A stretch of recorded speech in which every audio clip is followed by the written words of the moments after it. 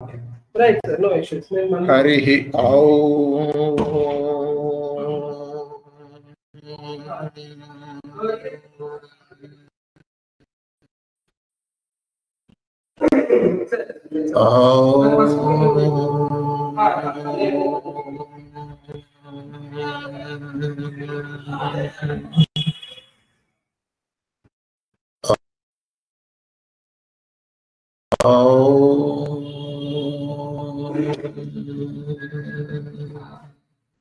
गुरुर्ब्रह्मा गुरुर्विष्णुः गुरुर्देवो महेश्वरः गुरुः साक्षात् परब्रह्म तस्मै श्री गुरवे नमः। नमस्कारं master.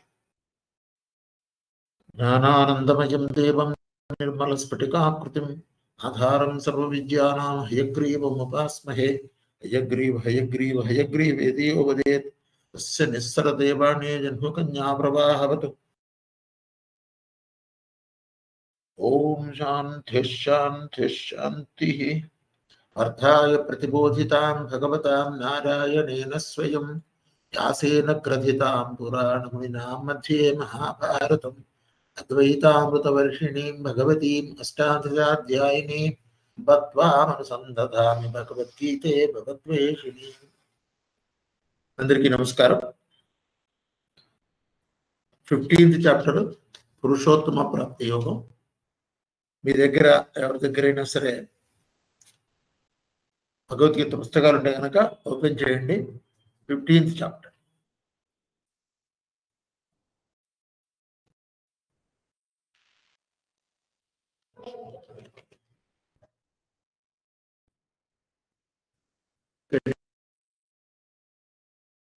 Any one person tell where we have stopped in the last 1 week back? Anyone who has regularly attended? ఎక్కడ ఆపామను last time? Last week where did we stop? Which sloka? Anyone who has noted?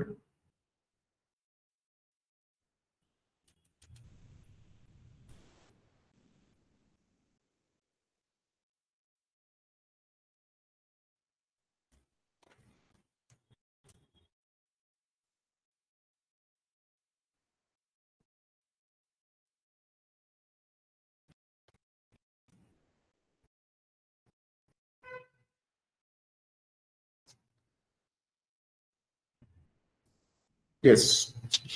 15వ శ్లోకం చెప్పాలి sir. నమస్తేనండి. Right నమస్తే. తీసుకున్నాను. Okay. 15వ శ్లోకం. సర్వస్య yes sir. I am dealing. Unmute. Mute.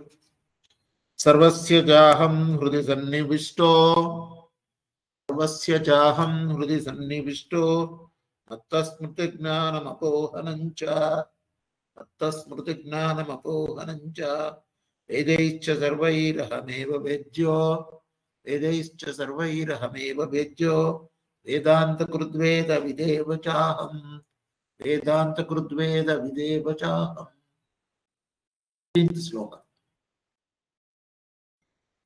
ఈ చాప్టర్ పురుషోత్తమ ప్రాప్తి యోగం నేను మొదట్లో చెప్పినట్టుగా మొత్తం గీత యొక్క సారమంతా ఇందులో ఉంది. ఇది ఒకటి, 9వ చాప్టర్ ఒకటి. మొత్తం భగవద్గీత యొక్క సారం ఇందులో తెలుస్తుంది. అసలు భగవంతుణ్ణి పొందడానికి సాధనా మార్గం ఏంటని ఇందులో చెప్పారు. మామూలుగా వ్యక్తి యొక్క నిత్య జీవనంలో భౌతికమైనటువంటి విషయాలందు సంసారమునందు ఇరుక్కుపోయి ఉంటాం. ఇంద్రియార్థంలో మనస్సు మనల్ని లాగేస్తుంటాయి. అటువంటి మనస్సుని ఇంద్రియార్థములను కూడా అంతర్ముఖం చేసి లోపల ఉన్నటువంటి పరమాత్మతో మనం ఎలా కలిసి ఉండాలి లేదా ఎలా ఆయన్ని తెలుసుకోవాలి అనేది తెలియజేయటం కోసం ఈ చాప్టరు మనకి పనికొస్తుంది. ఒక్కొక్క శ్లోకం ఒక్కొక్క అనిమించం లాంటిది. ఇందులో ఏం చెప్తున్నారంటే 15వ శ్లోకంలో 15వ చాప్టర్లో 15వ శ్లోకం. ఇది ఒక విశిష్టమైనటువంటి ఒక శ్లోకం. అహం నేను సర్వస్య చ సమస్త ప్రాణుల యొక్కయు హృదయం నందు సన్నివిష్ట ఉన్నవాడను. ఆయన అడ్రస్ ఇచ్చేశాడు. ఎక్కడున్నాడు పరమాత్మ అని వెతికితే మనం సమస్త ప్రాణుల యొక్క హృదయం అందే ఉన్నాము. మనం ఎక్కడ వెతుక్కోవాలి? హృదయంలోనే వెతుక్కోవాలి. హిరణ్యకశిపుడికి వచ్చినటువంటి సమస్య అదే. ఎక్కడున్నాడు విష్ణు, ఎక్కడున్నాడు విష్ణు అని చాలా బాధపడ్డాడు. చాలా వెతికాడు, 14 లోకాల్లో వెతికాడు, ఎక్కడా దొరకలేదు. ఎందుకంటే ఆయన హృదయంలోనే ఉన్నాడు. హృదయం తప్పితే అన్ని వెతుకుతున్నాడు. వస్తువు పోతే ఆ రూమ్ లో తప్పితే మిగతా అన్ని రూమ్లు వెతికితే దొరకదు కదా. స్పష్టంగా చెబుతున్నాడు, నేను సమస్త ప్రాణుల యొక్క హృదయం నందు సన్నివిష్ట ఉన్నవాడను. మత్త నా వలన స్మృతి జ్ఞాపకశక్తి, జ్ఞానము తెలివి, అపోహనంచ మర్చిపోవటం భవంతి కలుగుతున్నది. నా వల్లనే ఇవన్నీ కూడా కలుగుతున్నాయి. సర్వై సమస్తములైన వేదై చ వేదముల చేతను వేద్య తెలియతగిన వాడను. అహం ఏవ నేనే. వేదాంతకృత్ వేదాంతమును నిర్మించిన వాడను. వేదవిత్ ఏవచ వేదమును ఎరిగిన వాడును. అహమేవా నేనే అయి ఉన్నాను. మొత్తం సృష్టి క్రమంలో ఉన్నటువంటి అన్ని చోట్ల ఉన్నాడు. ఈ భక్తరామదాసులో ఒక పాట, అంతా రామమయం, జగమంతా రామమయం, నిండిపోయి ఉన్నాడు ఆయన మొత్తం అన్నిట్లో కూడా. ఇక్కడ అదే పాయింట్ ఇక్కడ చెప్తున్నారు. నేను సమస్త ప్రాణముల యొక్క హృదయమందు ఉన్నవాడను. నా వలననే సమస్త జీవుల యొక్క జ్ఞానము, తెలివి, మరుపు కూడా కలుగుతున్నాయి. వేదములన్నింటి చేతను నేనే తెలియదగిన వాడను. మరియు వేదమును ఎరిగిన వాడను కూడా నేనే.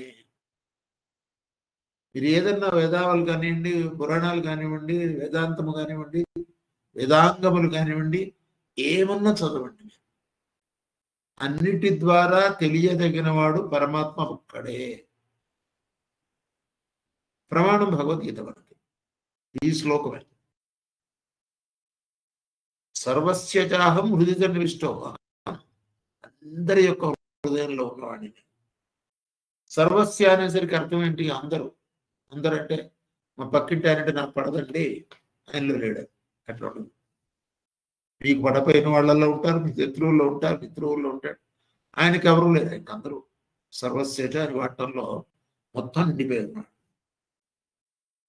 చరాచర ప్రాణికోట్ల అన్నిట్లోనూ భగవంతుడే ఉన్నాడు. కాబట్టి ఎవరు కూడా అధైర్యపడదు. నన్ను చూడటం లేదు దేవుడు, నాకు కష్టాలు ఎక్కువైపోయినాయి, ఈ మధ్య మరీ ఎక్కువ కష్టాలేని ఇలా అనుకుంటూ ఉంటాం. మన కష్టాలు ఎక్కువ అవడం ఉండదు. ఎందుకంటే హృదయంలోనే ఉన్నాడు ఆయన. ఆయన తలుచుకోవటం అంతే. ఆయన మన కష్టాలు కూడా ఆయన హృదయంలో ఉండి మనకు ఎందుకు కష్టం ఇస్తాడు? మనం చేసినటువంటి పాప పుణ్య కర్మ ఫలితములకు యొక్క రిజల్ట్ గా మనకి కష్టాలు సుఖాలు వస్తుంటాయి. భగవంతుడితో సంబంధం లేదు అది. ఆయన ఒకటే చెప్తాడు. ఇక్కడ భగవద్గీత చదివితే ఏం తెలుస్తుందంటే మంచి పనులు చేయని అని అంటారు. కాబట్టి మంచి పనులు చేద్దాం. మంచి పనులు చేస్తే ఏమవుతుందంటే మంచి జరుగుతుంది.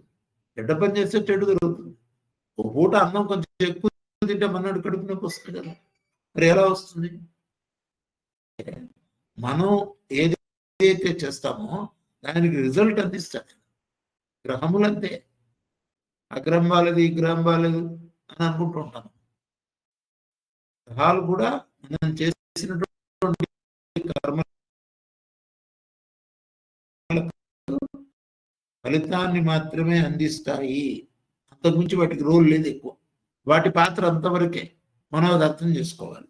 కాబట్టి ఎంత పాపి అయినా సరే గుర్తుపెట్టుకోండి, చండాలుడైనా సరే గుర్తుపెట్టుకోండి, వాడి లోపల ఉన్నటువంటి హృదయంలో ఉన్నటువంటి దైవాన్ని స్మరిస్తే వాడు అంతకుముందు చేసినటువంటి పాపం అంతా కూడా నెమ్మదిగా కరిగిపోతుంది. ఎవరిని మనం పాపి అని దూరంగా ఉంచేసరికి చేయగలం. వాడి హృదయంలో ఉన్న పరమాత్మని స్మరించే విధంగా మనం చేయగలగాలి. ఇది పెద్ద ఉపకారం మనం చేయగలిగింది. మీరు పెద్దలు సద్గురువులు ఎవరి దగ్గరికి వెళ్ళినా సరే దైవం గురించి చెప్తారు. ఒక్కసారి దైవాన్ని స్మరించడం మొదలెడితే లోపల ఉన్నటువంటి హృదయంలో ఉన్నవాడు రెస్పాండ్ చేస్తాడు. కాబట్టి అఖండమైనటువంటి చైతన్యం ఏదైతే ఉందో గుర్తుపెట్టుకొని తన యొక్క నిజరూపమైనటువంటి భగవద్ రూపాన్ని కనుక స్మరిస్తే ఎంతటి పాపు అయినా సరే పాపాల నుంచి విముక్తి పొందుతాడు. అందుకే అసలు మాస్టర్ గారు నేను పాపిని అనద్దన్నారు. మనకున్నటువంటి మన వేదాంతంలో చెప్పిన మాట ఏంటంటే చిదానంద రూప శివోహం శివోహం, నేను శివుడినే ఉన్నాను అని చెప్పుకోమన్నారు. నేను శివుడిని చెప్పి పాపోహం పాపకర్మాహం చదివాం అనుకోండి, శివుడు పాపైపోయినాడు. అందుకే మాస్టర్ గారు చదవదన్నారు. పాపోహం పాపకర్మాహం వద్దు, శివోహం, నేను శివుడనే, అహమేవాహమస్మి, నేనే ఉన్నాను, అహం బ్రహ్మాస్మి, నేను బ్రహ్మమునే. అదే మాస్టర్ శ్రీ గారు ఇచ్చినటువంటి యోగం.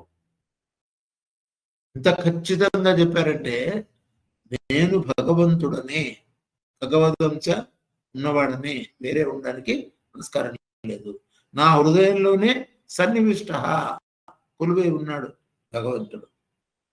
కాబట్టి అట్లాంటి పాపం చేసిన వాడైనా సరే లోపల ఉన్నటువంటి హృదయంలో ఉన్న పరమాత్మని స్మరిస్తే నెమ్మదిగా పుణ్యాత్ముడు అవుతాడు.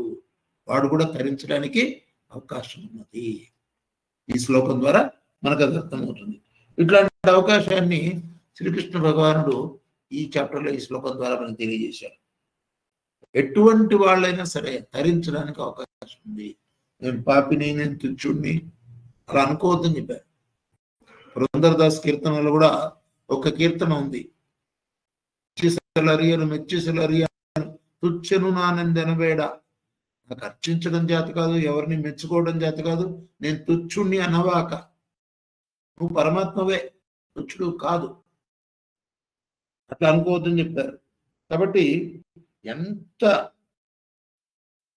పాపం చేసిన వాడైనా సరే భగవంతుణ్ణి స్మరించడం మొదలెడితే పుణ్యాత్ముడు అవుతాడు. గుర్తుపెట్టుకోండి, ఈ విషయం ఇంపార్టెంట్. సముద్రం తీసుకోండి, సముద్రంలో చిన్న తరంగం వస్తుంది, వేవ్, స్మాల్. అందులో ఉన్నది ఏది? సముద్రమే. పెద్ద వేవ్ వచ్చింది, సునామీ వేవ్. అందులో ఉన్నది ఎవరు? పరమాత్మనే. రెండిట్లో ఉన్నది పరమాత్మనే. కాబట్టి చిన్నవాడు నేను, చిన్నవాడిని నేను, చాలా చిన్న చిన్న తెలివి ఉన్నవాడిని అని అనుకోవాలి, అధైర్యపడాల్సిన అవసరం ఎవ్వరికీ లేదు. ఇలా ఉన్నటువంటి అంతర్యామి అయిన పరమాత్మను తెలుసుకుంటే చాలు. తెలుసుకోవాలి, హృదయ సన్నివిష్టో, నా హృదయంలోనే ఆయన ఉన్నాడు అని గనక మనం గుర్తుంచుకోగలిగితే, స్మరించుకోగలిగితే, నిరంతరము స్ఫురణ యందు ఉంచుకోగలిగితే అది చాలు. కాబట్టి ఆ పరమాత్మ అందరికీ సమానంగా ఉన్నాడు. ఒకరికి ఎక్కువ, ఒకళ్ళు తక్కువ అని ఉండడు. అందరికీ సమానమైనటువంటి హృదయంలోనే, ప్రతి వాళ్ళ హృదయంలో, ప్రతి జీవి యొక్క హృదయంలోనూ ఉన్నాడు. హృదయం అని పేర్కొనటం వలన భగవంతుడు మనందరికీ సమీపంలో ఉన్నాడు. మన హృదయం మనకి ఎంత దూరంలో ఉంది? దగ్గరలో లేదు. కాబట్టి పరమాత్ముడు మన దగ్గరలోనే ఉన్నాడు. శిక్షకుడు పరమాత్మ అంటే మనకి దారి చూపించేవాడు, ఆయనే గైడ్ మనకి. ఆయన మనతోనే ఉన్నారు అని కనుక మనం గుర్తుపెట్టుకుంటే, మన హృదయంలోనే ఉన్నాడని గుర్తుపెట్టుకుంటే మనం పాపకార్యం చెయ్యము. పాపకార్యం ఎప్పుడు చేస్తాడు జీవుడు? ఎవడు చూడలేదు చేస్తాడు, చీకట్లో చేస్తాడు, ఎవడు చూడలేదు అనుకుంటాడు. కానీ వాడు హృదయంలో ఉండే పరమాత్మ చూస్తున్నాడుగా. అది గుర్తుందనుకోండి, పాపకార్యం చేసేవాడు కూడా చేయటం మానేస్తాడు. ఎదుర్కొన్న తప్పు చేయలేం కదా మనం గబుక్కున. అది ఈ శ్లోకం విశేషం అది. కాబట్టి అటువంటి పాపకార్యం చేసేవాడు కూడా భగవంతుడు ఉన్నాడని గుర్తు రాగానే ధర్మకార్యం చేయడానికి ఉత్సాహపడతాడు, మంచి చేయడానికి ఉత్సాహపడతాడు, చెడు చేయడానికి ఉత్సాహపడతాడు. ఇంకోటి ఈ శ్లోకంలో చెప్పిన విశేషం ఏంటంటే, మనకుండే తెలివి, మనకుండే జ్ఞానం, మనకున్నటువంటి మరుపు, ఇవన్నీ కూడా మనస్సు యొక్క రకరకాలైన రూపాలు. ఇవన్నీ కూడా నేనే అంటాడు. నా వల్లనే ఇవన్నీ ఏర్పడుతున్నాయని కృష్ణుడు చెప్తున్నాడు. పరమాత్మయే మనస్సునకు అధిష్టానముగా ఆధారభూతముగా ఉన్నవాడు. కాబట్టి పరమాత్మని వలన మాత్రమే ఇవన్నీ జరుగుతున్నాయి.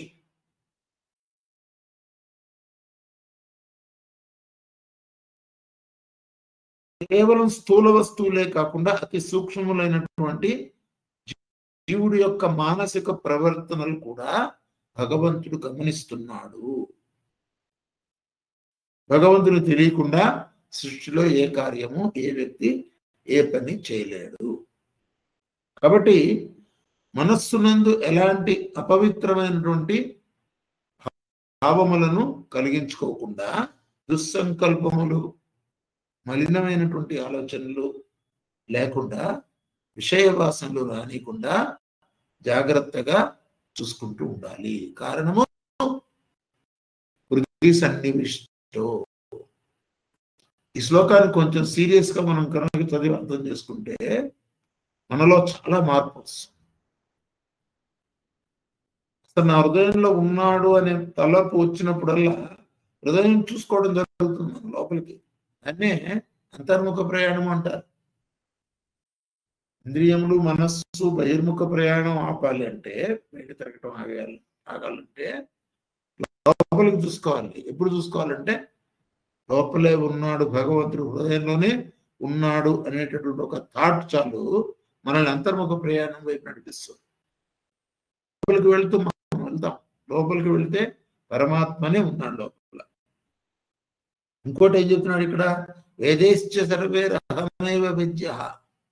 నేనే వేదములన్నీ, వేదముల చేత అర్థం చేసుకోగలిగిన అర్థమయ్యేవాడిని కూడా నేనే. అంటే వేదాల్లో శాస్త్రాల్లో అనేక మంది దేవుళ్ళు దేవతలు చెప్పినప్పటికీ కూడా వీళ్ళందరిలోనూ తెలుసుకొనదగిన వాడు పరమాత్మ ఒక్కడే. అద్వైత సిద్ధాంతమును ఎటువంటి అనుమానం లేకుండా ప్రతిపాదించినటువంటిది భగవద్గీత.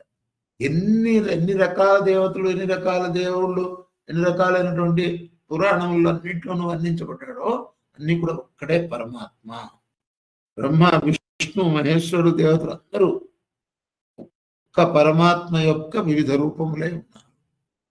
ఒక్కొక్కళ్ళు ఒక్కొక్క డ్యూటీ చేస్తూ ఆ డ్యూటీ ఎప్పుడు వాళ్ళకి ఆ పేరు ఇస్తారు.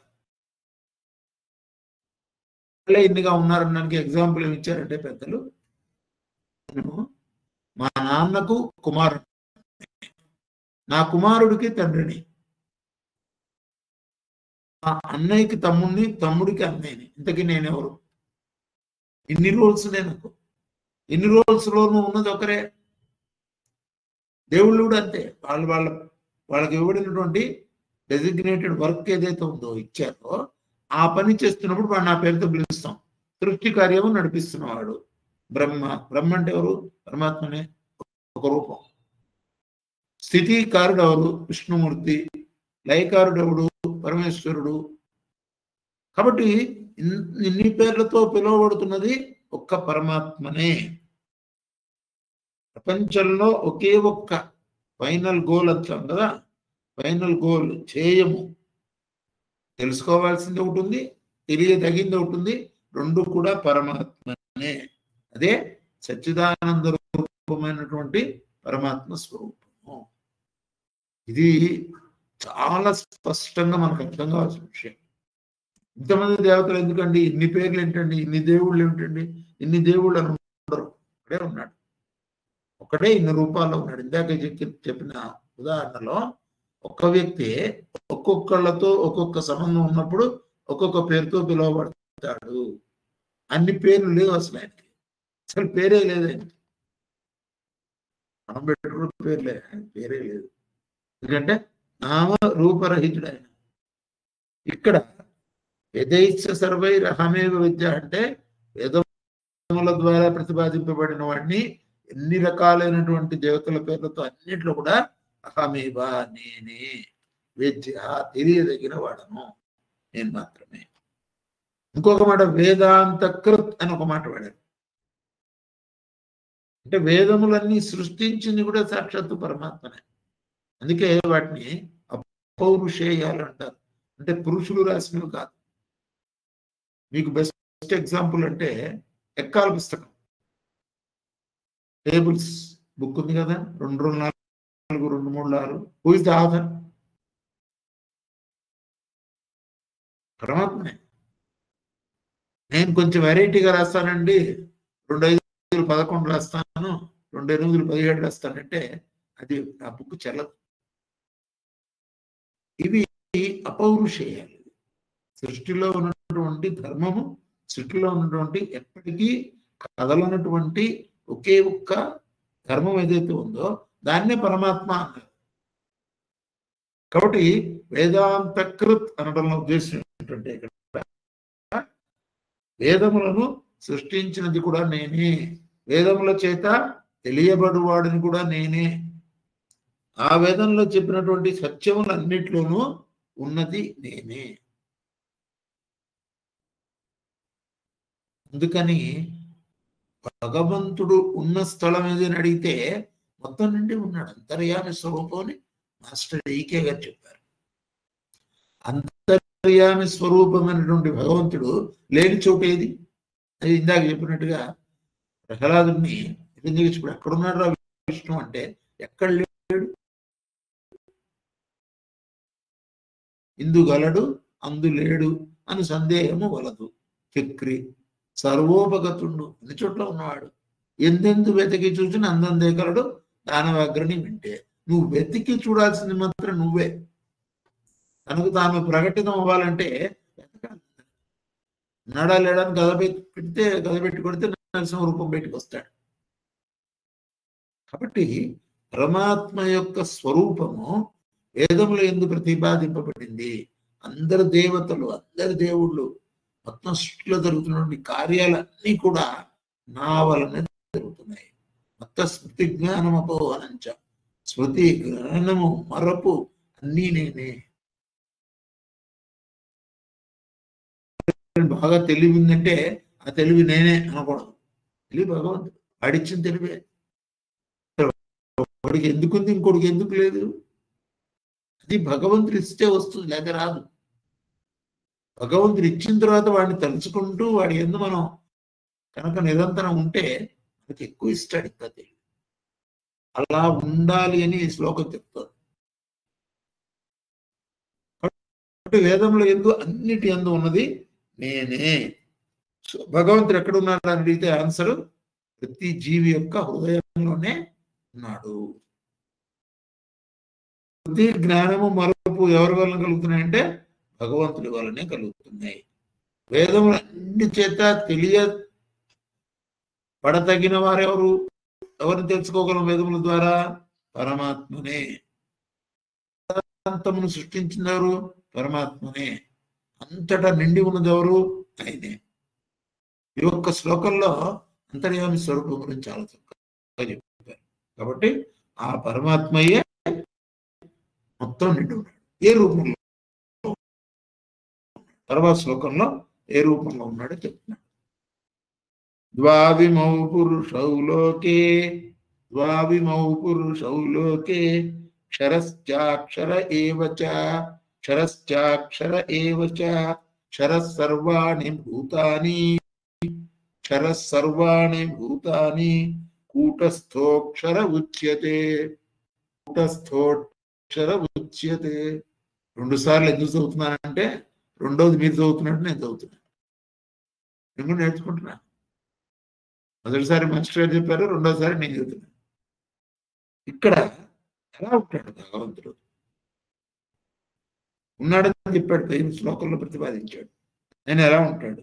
లోకే ప్రపంచమునందు క్షరః నశించువాడుగా, అక్షరః ఏవచ నశించని వాడుగా, అక్షరుడుగా, ద్వా ఇమౌ పురుష ఈ 2 పురుషులు ఉన్నారు. ఒకళ్ళేమో క్షర పురుషులు, ఇంకోళ్ళేమో అక్షర పురుషులు. సర్వాణి భూతాని సమస్త ప్రాణుల యొక్క దేహముల యొక్క అభిమాని క్షరః క్షరుడు అని ఉచ్యతే చెప్పబడుతోంది. కూటస్థ కూటస్థుడైనటువంటి వాడు. కూటస్థుడు అంటే ఎప్పటికీ నశించినటువంటి ఉన్నటువంటి మోక్షం యొక్క పర్యంతం వరకు కూడా ఉండేవాడు ఎవరైతే ఉన్నారో కూటస్థ, అటువంటి జీవుడు అక్షర, అక్షరుడని చెప్పబడుతున్నాడు. జీవుడు అక్షరుడు. అంటే ప్రపంచంలో రెండు రకాలు, ఒకటి క్షరము, ఒకటి అక్షరం. నశించేది, ఒకటి నశించనిది. అందులో సమస్త ప్రాణుల యొక్క దేహముల యొక్క అభిమాని క్షరుడు. దేహముల యందు ఆసక్తి కొని దేహమే నేను అనుకుంటున్నటువంటి వాడు దేహము వెళ్ళిపోతుంది, అది క్షరము.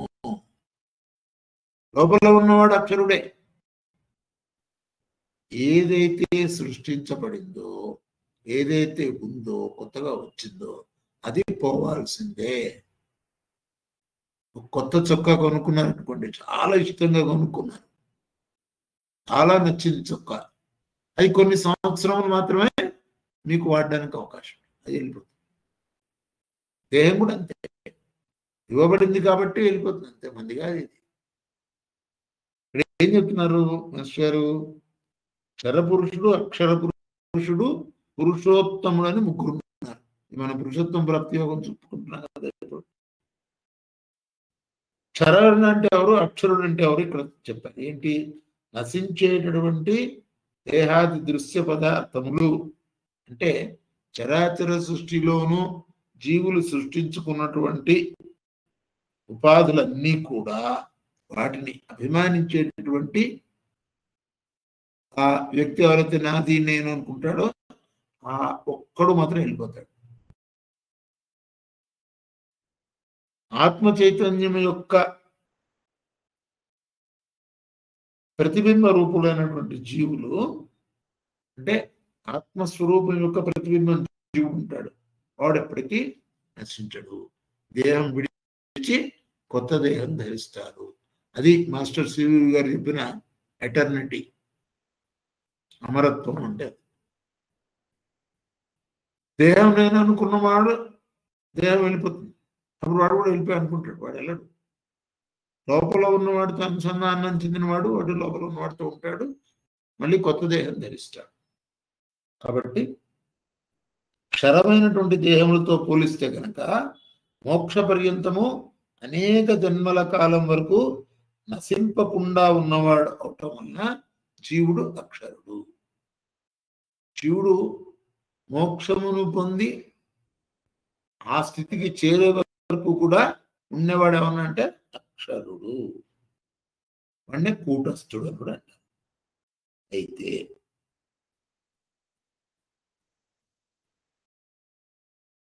ఒకళ్ళు బింబము, ఒకళ్ళు ప్రతిబింబము. జీవుడు ప్రతిబింబం. ఈ క్షర అక్షరుల ఇరువురు కంటేనూ వేరైనటువంటి వాడు ఉపాధి అభిమాని కంటేనూ చిత్ ప్రతిబింబమగు జీవుని కంటేనూ కూడా వేరుగా ఉన్నటువంటి ఉత్తమ పురుషుడు ఒకరు ఉన్నారు. తర్వాత శ్లోకంలో ఆ ఉత్తమ పురుషుడు ఎవరనే చెప్తారు. మనం అర్థం చేసుకోవాల్సింది ఏంటి? దేహము నేను, ఇంద్రియాలు నేను, మనస్సు నేను అనుకుంటున్నవన్నీ క్షరం, కొన్నాళ్ళకి నాశనమైపోతాయి. అన్ని ఉపాధులన్నీ పోతాయి. నేను పరమాత్మనే అని అనుకొని పరమాత్మ యందు సృష్టి కలిగినటువంటి జీవుడు ఏదైతే ఉన్నారో ఆ దృష్టి కలిగినటువంటి వాడు అక్షరుడు, ఎప్పటికీ నశించనటువంటి వాడు. అసలు అక్షరాభ్యాసం అంటే అదే మనం తెలుసుకోవాల్సింది. మనం అక్షరులమని తెలుసుకోవడమే అక్షర అభ్యాసం. రోజు అక్షరాభ్యాసం రోజున ఓం నమః శివాయ. అదేం లేదు నాయన, శివుని కొరకే సిద్ధం, నేను రెడీగా ఉన్నాను. నమః నమః, నాదే లేదు, నమస్కారం. మనకి అక్షరాభ్యాస క్రమంలో నేర్పించినటువంటి మంత్రము సిద్ధమంత్రం, ఓం నమః శివాయ. అటువంటి మంత్రమును ఉపాసిస్తూ లోపల ఉన్నటువంటి పరమాత్మతో కూడి ఉన్నటువంటి జీవుడు ఎవరైతే ఉన్నారో వాడిని అక్షరుడు అని పిలుస్తారు. మోక్ష పర్యంతం కూడా వాడి యందు జ్ఞప్తి కలిగి ఉంటాడు, వాడిని కూటస్థుడు అంటారు. వీళ్ళిద్దరికన్నా అతీతంగా ఇంకొకళ్ళు ఉన్నారు, వాడిని పురుషోత్తముడు అంటారు. ఎవరు పురుషోత్తముడు అని తర్వాత శ్లోకంలో క్లియర్ అవుతుంది. మనం ఈ క్షరత్వం నుండి అక్షరత్వమునకు ప్రయాణం చేసి నేను పురుషోత్తముణ్ణే అనేటువంటి ఒక స్థాయికి మనం తెలుసుకోగలిగితే అది ఈ చాప్టర్ చదివినందుకు మనకు ఉపయోగం ఉంటుంది. మామూలుగా చూడండి, మనం నిత్య జీవితం కూడా చాలాసార్లు ఎక్కువ నెగటివ్గా ఆలోచిస్తుంటాం. ఇంకేముందండి, అయిపోయిందండి, ఇదెంతండి అదెంతండి అంటూ ఉంటాం. కానీ పురుషోత్తముడు ఎలా పురుషోత్తముడైనాడు అంటే ఇక్కడ తర్వాత శ్లోకంలో స్పష్టంగా చెప్పారు. నిత్య జీవన సాధనలో మనం గుర్తుపెట్టుకోవాల్సినటువంటి సాధన ఈ 2 శ్లోకాల్లోనూ ఉంది. ఎటువంటి కన్ఫ్యూజన్ లేకుండా 2గా ఎందుకుంది అంటే ద్వైత సిద్ధాంతం కూడా ఇక్కడ స్పష్టంగా చెప్పాడు. ద్వావిమౌ పురుషోలోకే క్షరశ్చ అక్షర ఏవచ. నేను 2 రకాలుగాను ఉన్నాను. కానీ క్షర పురుషుడు కొన్నాళ్ళకి అయిపోతాడు. అక్షర పురుషుడు ఎప్పటికీ ఉంటాడు. ఎప్పటిదాకా? మోక్ష పర్యంతము. తాను మోక్షం పొందే వరకు అక్షర పురుషుడు వివిధ రకాలైనటువంటి దేహములను ధరిస్తూ మళ్ళీ వదులుతూ ధరిస్తూ వదులుతూ ఉంటాం. ఇది మొదటి జన్మ కాదు, మనకి ఆఖరి జన్మ కూడా కాదు. ఆఖరి జన్మకు కావాల్సినటువంటి సాధన మనం చేస్తే ఆఖరి జన్మ అయిపోతుంది. సాధన అంటే నేను పరమాత్మ స్వరూపాన్ని అని గుర్తించడం. ఆ తెలివి కలిగి ఉంటే మనం పరమాత్మ స్వరూపమే. దానికి కావలసినటువంటి సాధనని మన నిత్య జీవితంలో ప్రతిరోజు చేయాలి. మనం ఎవరు అంటే చాలా స్పష్టంగా చెప్పాడు, లోపల ఉన్నటువంటి చైతన్యమునే నేను, భగవంతుని స్వరూపంనే, చిద్ ఆనంద రూప శివోహం. ఆ చైతన్య స్వరూపమైనటువంటి శివుడనే నేను. అది తెలుసుకోవాలి. అది ఒక్కసారి కనుక మనకి స్మృతిలోకి వస్తే భగవంతుడి యొక్క అస్తిత్వాన్ని మనం తెలుసుకుంటే కనుక అప్పుడు వాడు అక్షర పురుషుడు అవుతాడు. ఎప్పటికీ ఉంటాడు. లేకపోతే వస్తాడు పోతాడు వివిధ రకాలైనటువంటి యోనంలో జన్మిస్తూ మళ్ళీ వదులుతూ. మనకి భజగోవిందంలో శంకర భాగవతాలు చెప్పారు కదా, పునరభిమరణం పునరపి జననం పునరపి జనని జఠరేశయనం. అదే వెళ్తుంటాడు, పుడుతుంటాడు. పుట్టినప్పుడు మళ్ళీ ఆ యోనిలో ప్రవేశించినప్పుడు తల్లి గర్భంలో ఉన్నప్పుడు భగవంతుని ప్రార్థిస్తాడు. నేను తప్పైపోయింది, ఈసారి బయటకు వచ్చిన తర్వాత నిన్ను తప్పితే ఇంకేమో స్మరించను నేను. ఈ నన్ను ముందర ఈ గర్భం నుంచి బయటపడే ఈ చీకట్లో నీళ్లలో నేను ఇట్లా ఊపిరాడకుండా ఉండలేకపోతున్నాను, నన్ను బయటపడే భగవంతుడా అని ప్రార్థిస్తాట జీవుడు. 9 నెలలు ప్రార్థిస్తాడు. ప్రార్థించిన తర్వాత ఒక్కసారి తల్లి గర్భం నుంచి బయటికి వచ్చేసరికి ఈ ప్రపంచం యొక్క దీంట్లో పడేసరికి ఒక షాక్ లాంటితో ఇప్పుడు కెవ్వని ఏడుస్తాడు. ఏమని ఏడుస్తాడు? నేనేదో అనుకున్నాను, 9 నెలలు ఏదో చేస్తాను అన్నాను, నేను ఏం మర్చిపోతాను, ఏం చేయాలి, ఏమనుకున్నానో మర్చిపోయి మళ్ళీ ఈ లోకంలో పడంగానే మిగతా వాళ్ళందరూ వాడిని బుగ్గలకి వెళ్ళి నువ్వు బాగున్నారు, చక్కగా నువ్వు ఎంత బుద్ధిగా ఉన్నావు, అంత ఉన్నావు, ఇంత ఉన్నావు అని చెప్పి వాడిని మళ్ళీ ఇక్కడ దింపేస్తారు. వాడికి లేనిపోనివన్నీ తినిపిస్తారు, లేని చోట అంతా తిరిగిస్తారు. వాడిని మళ్ళీ ఇంద్రియార్థాల్లోకి లాగి పట్టి తాళు పెట్టి కట్టేస్తారు. ఆ తాళ నుంచి విముక్తి చేయడానికి సద్గురు వస్తాడు. మళ్ళీ సద్గురువు ఏం చేస్తాడు? మరి నువ్వు ఇది అనుకుంటున్నావు, ఇది కాదు నాయన, నువ్వు అసలు పరమాత్మ స్వరూపానివే, మర్చిపోయావని. మొన్న ఎగ్జాంపుల్ ఒకటి ఇచ్చాను కదా, ఒక నాటకంలో యాక్ట్ చేయడానికి వెళ్ళిన వాడు ఆ నాటకంలో యాక్టర్ తానే అనుకుంటే తానది అయిపోతే కుదరదుగా. నాటకం అయిపోగానే వదిలేయాలి, వేషం వచ్చేయాలి. అందుకని నేను అక్కడే ఉంటాను, నేను ఇలాగే ఉంటానంటే కుదరదు కదా. అలా ఉంటుంది భగవంతుడి యొక్క తత్వము, అలా ఉంటుంది. కాబట్టి అది మనకు గుర్తు పెట్టుకోవడానికి కావాల్సినటువంటి ఒక ఎలా సాధన ఏంటి అనేది ఇందులో స్పష్టంగా చెప్పారు. అలాంటి సాధన మనం చేద్దాం, చేస్తే బాగుంటుంది. పురుషోత్తముడు అంటే ఎవరు అనే విషయం నెక్స్ట్ శ్లోకంలో చెప్తాడు. అది మనం మళ్ళీ చదువుకుందాం. ఇది నిరంతరము జరగాల్సిన ప్రక్రియ. సాధన అంటే ఏదో ఒకరోజు చేసామండి, ఓ అరగంట చేసామండి అయిపోయిందండి. ప్రేయర్ అంటే మాస్టర్ చెప్పారు, పావుగంట చేసి అయిపోయింది అనుకోకూడదయ్యా, ప్రేయర్ జరుగుతూనే ఉంది, లోపల గమనించు అని చెప్పారు. మన శ్వాస ద్వారా నిరంతరము మన ప్రక్రియ ఏదైతే ఉందో శ్వాస ప్రక్రియ, దాని ద్వారా మన ప్రేయర్ జరుగుతూనే ఉంది. అది గమనించాలి, అది తెలుసుకోవాలి. అది తెలుసుకున్న తర్వాత నిజమైనటువంటి యోగ సాధన అనేది జరుగుతుంది. రేపు మళ్ళీ క్లాస్లో మళ్ళీ చెప్పుకుందాం. స్వస్తి.